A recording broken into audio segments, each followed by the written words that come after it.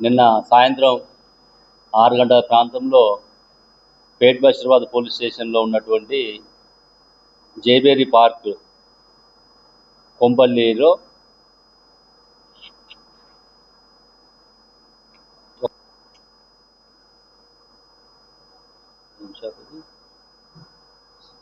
BR fresh extracts అని ఒక oil store, ఆ స్టోర్ నడుపుకుంటూ బిజ్జం మల్లేశ్వరి అనే ఒక మహిళ గానుగ నూనె అమ్మేటటువంటి ఒక స్టోర్ నడుపుకుంటుంటే ఈ మల్లాది నరసింహ అనేటువంటి అక్యూజ్డ్ ఎవరైతే ఉన్నారో ఇతను ఈస్ట్ గోదావరి జిల్లా గతంలో మార్చ్ ఏప్రిల్ మంత్లో ఆ నియరెస్ట్ ఒక హోటల్లో పనిచేసి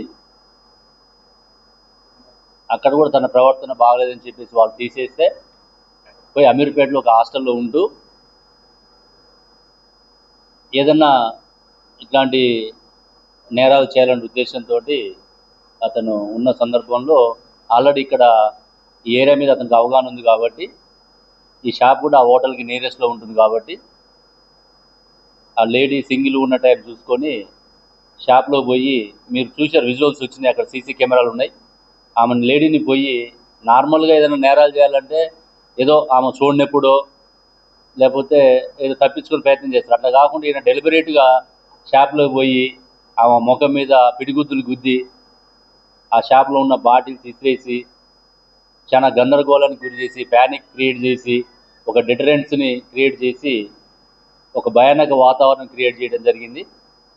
అంటే ఆ ఫుటేజ్ చూస్తే ఎవరికైనా మహిళలకు కానీ చిన్నపిల్లలకు కానీ ఒక భయానక వాతావరణం ఉంటుంది.